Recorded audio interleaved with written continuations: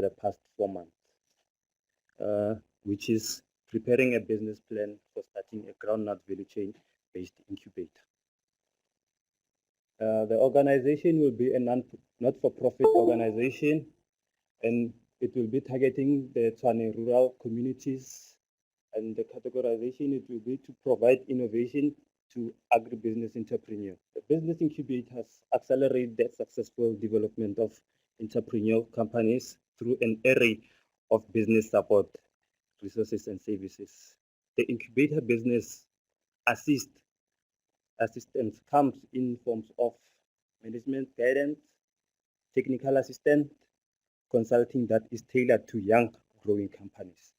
The incubator may also involve facility and facility-based services that provide clients with appropriate rental space, flexible leases, and shared business services, and assistance in obtaining financing necessary for the company growth. Why this business? It is the ability. It has the ability to empower women and youth in the rural community by equipping them with knowledge and skills to become the best entrepreneurs. It is a recommended way to reduce poverty amongst Black, colored Indians living in the rural community of South Africa. It is one of the important elements to upgrade communities' image as a progressive, future-thinking place that encourage and support groundnut value chain development. The vision will be to bring inspiration, innovation in the rural communities. And the mission will be to establish and offer an incubator service. The strength of the organization will be a good reputation locally, and the weaknesses will be perception of youth as agriculture is only for elderly people. And the opportunity will be economic growth for Tshwane, and the threat will be loss of grants or funding. The organization structure will consist of governing board, executive director, admin support, network of professionals, and client business. For the client to be accepted to the organization, they have to undergo 3 steps, which are: they must first complete the application form, provide business plan, and present to the incubator panel. The services will be rendered will be marketing, will be research service, facility-based service, marketing and sales, business consulting, and legal aspect, and business networking. The financial part of the business plan, the budget and finances. The organization will need 49% for facility development, and need 42% for estimated capital expenditure, and 9% will be used for operating budget. The revenue for the business will be the first year. The organization the revenue for the organization will be 684,160, and for the second year will be 728,101. For the first year will be 727,589, and the total expenses for the organization first year will be 707,175, and second year will be 707,223, and the for third year will be 702,779. And the income and loss for the organization. First year, it will experience a loss of 23,015, and second year will have an income of 20,868, and third year will be 24,804. The segmentation will be both women and youth, and will be targeting groundnut value chain entrepreneurs, and will be positioning ourselves to the groundnut, the agricultural sector. Our marketing strategy will be press release, information sessions and workshops, and direct interaction.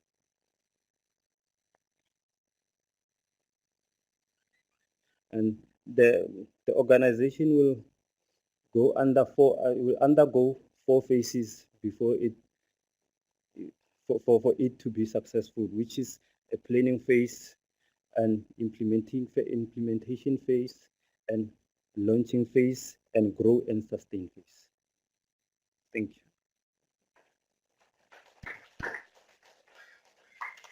Paige, we might see if anyone wants to ask you questions, so if you stay there. So I open the floor for questions. If I have a first question, you jumped over a slide there where you might have articulated where there could be potential investors in this incubation. Could you elaborate on where you think the investment might come from? The investment will come from the Tshwane municipal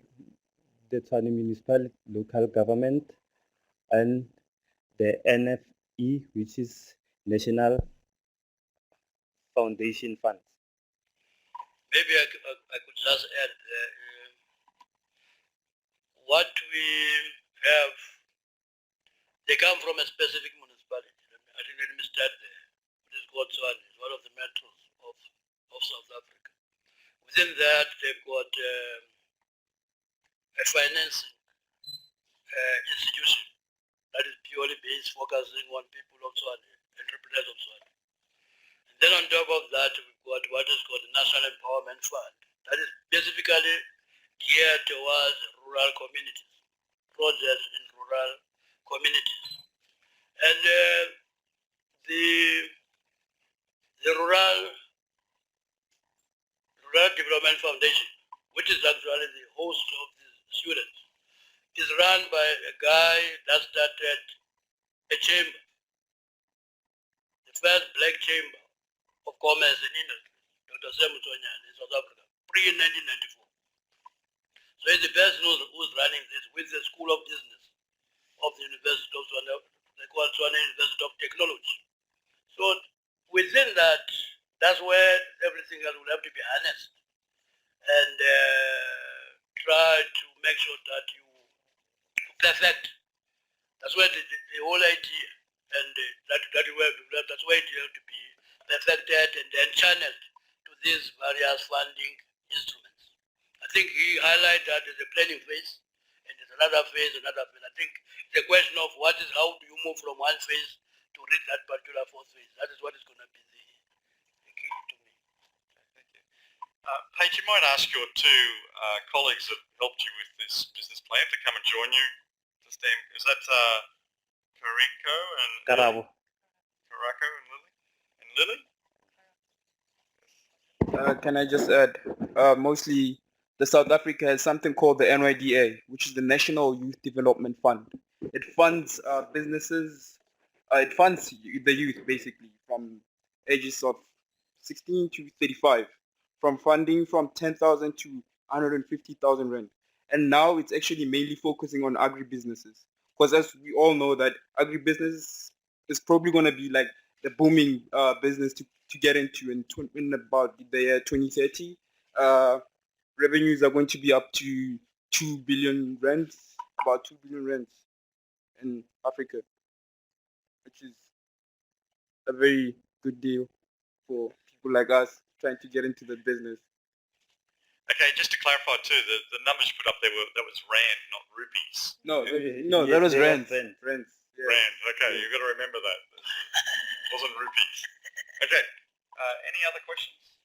Yeah, I have one. The business plan what you have made this time is the budget and the investment and the returns, whatever you have mentioned there. Yes. First year, so I understood. Second year is increasing and third year is decreasing. I mean, you have to look at fluctuations, you know. Well, the whole concept, I guess, it came from mostly predicting the first year, you know, which is very critical for us.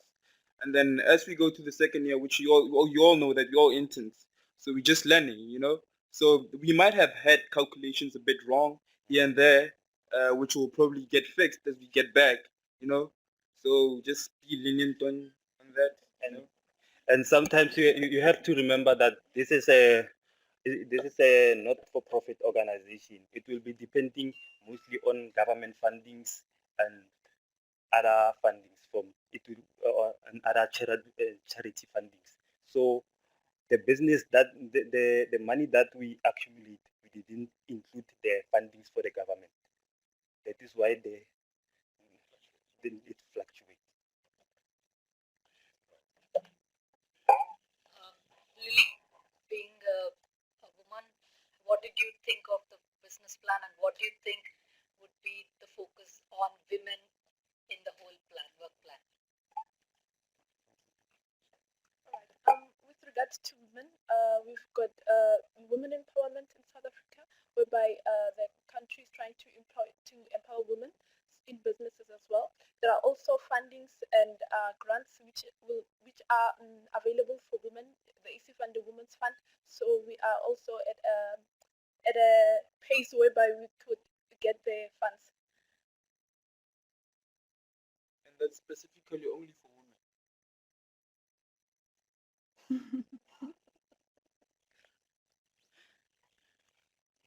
Okay. How about everybody join me in thanking the three presenters on this nice presentation? Thank you. And now we have a second presentation, a team of Abake, Preti, and three business plans. Okay, they have to be done very quickly. We'll see how concise. So who's first? Okay, we're going to hear from Abake to talk around his work with the CRISAT Development Centre, and that's two presentations, and then decide whether there's interest to, I think all the students have prepared something, and see whether there's interest to hear all the presentations. So the first one was from the Agribusiness Innovation Platform perspective, now from the CRISAT Development Centre. Okay. Thank you very much for this opportunity. My name is Obake from IDC department. I would like to thank everyone who helped me on this during my stay in India. My senior supervisor, of which is SP1, work hand in hand with Dr. Abaraz, and I had two mentor supervisors who I worked hand in hand with them.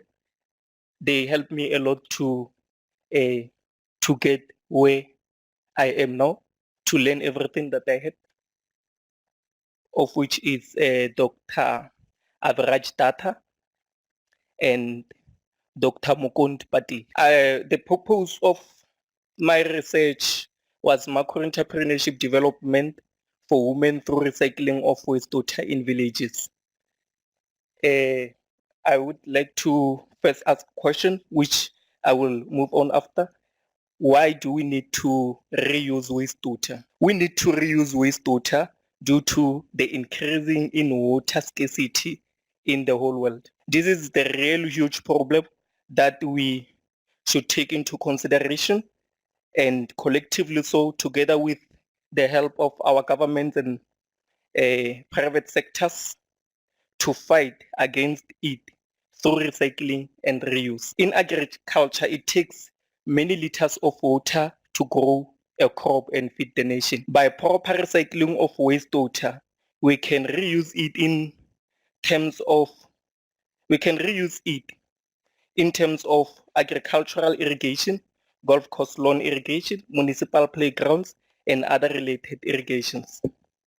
By not recycling wastewater, we are facing consequences of environmental pollution, and in some places it even contaminates fresh water, and those places end up not having fresh water like in this peak, and they end up struggling to get fresh water, as we see here. And thanks for the private sector, of which is Vodacom, which is one of the South African telephone service provider. It's contributed with some containers so that they can go and fetch some water.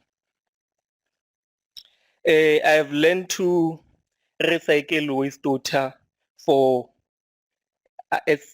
for agricultural purposes on using the constructed wetland.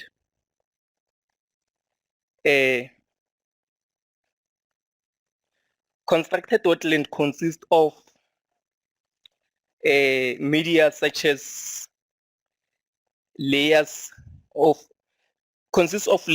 media of soil, gravel, and sand to treat wastewater. Reason to use constructed wetland for filtration is less expensive for construction and maintenance.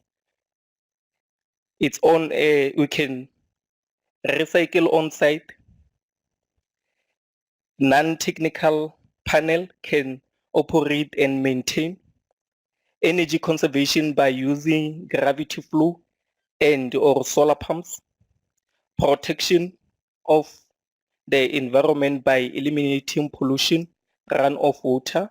Provide natural habitat plants and animals. Design of constructed wetland for small village. Like when we assume that a small village of, if one person in a village consume 40 liters of water, the wastewater will be about 80% of it, of which about 32 liters of 40 will be the waste water if on a population of 500. Then totally this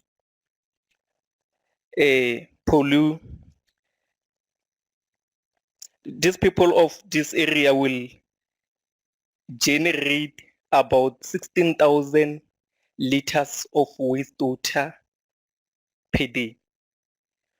So this wastewater, we can recycle it and reuse it for agriculture than leaving it to contaminate some fresh water and calculating volume of constructed wetland. The total volume of wastewater per day will be 16,000 liters or 16 cubic meters. Hydraulic retention period for constructed wetland for 5 days. In order for a constructed wetland to purify wastewater, wastewater should travel in the constructed wetland, should spend at least a minimum of 5 days in order to get proper result. Yes. And dimension of constructed wetland fixed depth. Our depth will be around 0.8 meters so that it cannot be very deep, because if it go down too much, then we'll never get the result that we are in for. And when it comes to macro entrepreneurship development, through recycling of wastewater, when I recycle wastewater through constructed wetland, I will get treated water as well as biomass. Then with biomass, I'll do composting. With treated water, I'll use it for irrigation. And from biomass, I'll use it for composting and fertilizing the soil. And fresh water will help to produce fresh water as well as fertilization will help to get some healthy fresh crop that we see on the site. Thank you very much for this opportunity.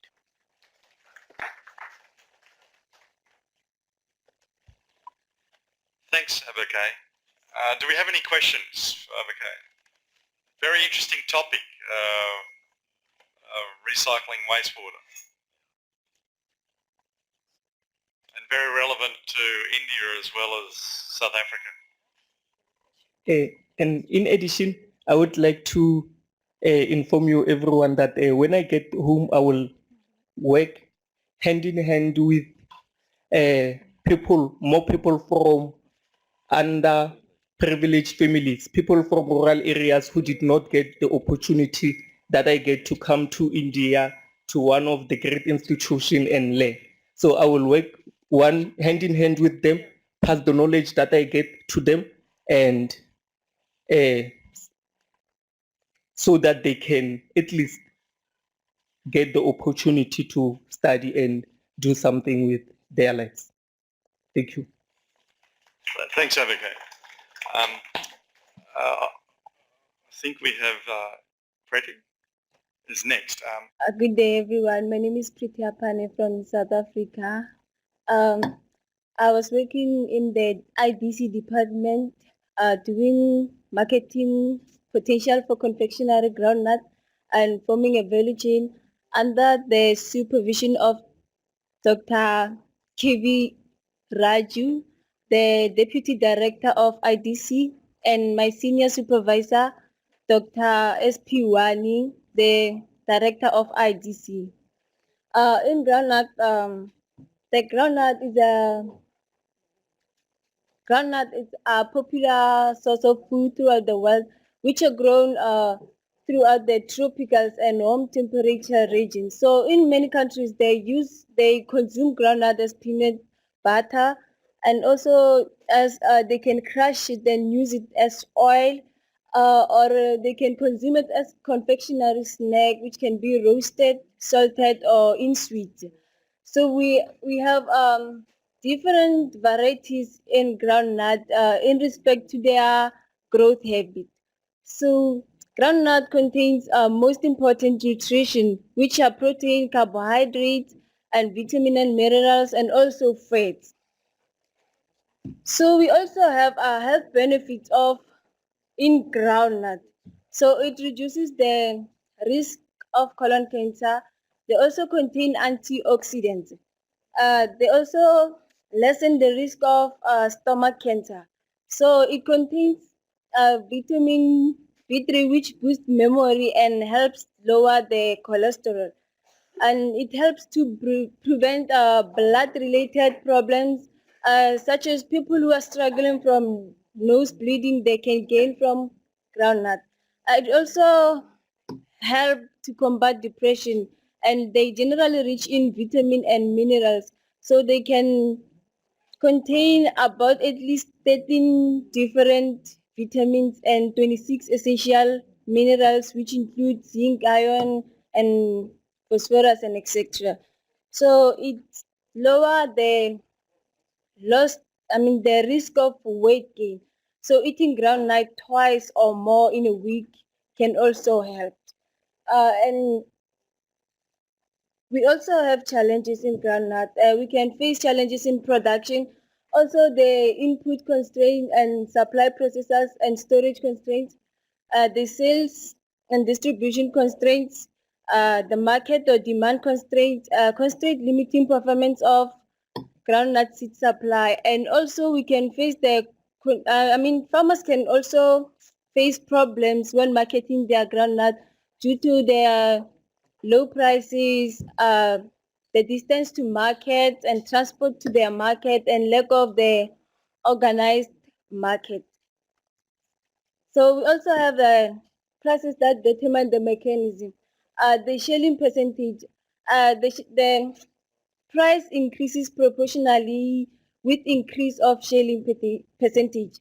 And seed weight, the lesser the count of seed weight, the higher the price. And also the percentage of recalled seeds. When the percentage is high, the price will be low.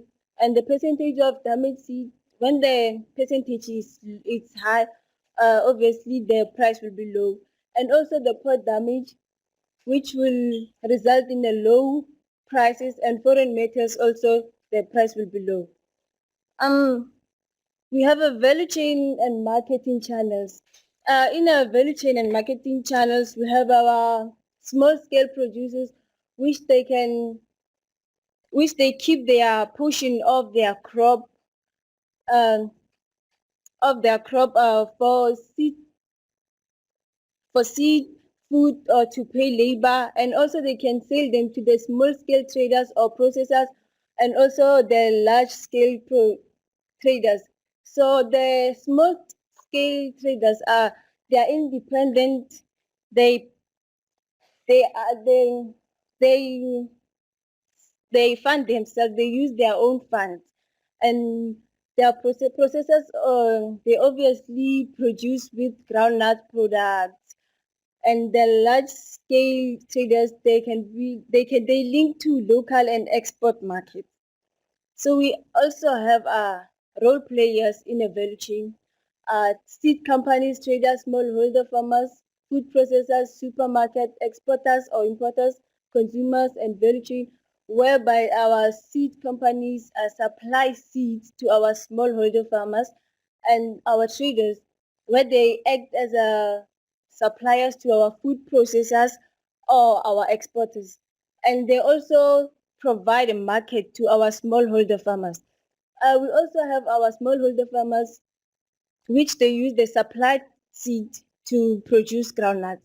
And our food processors, they buy from our traders, they add value, and they can export them or sell them to their country.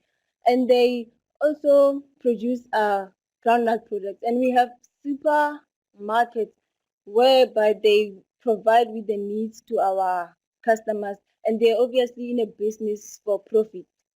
And we have exporters or importers. Those they import the groundnuts, and they are also involved in a business for profit.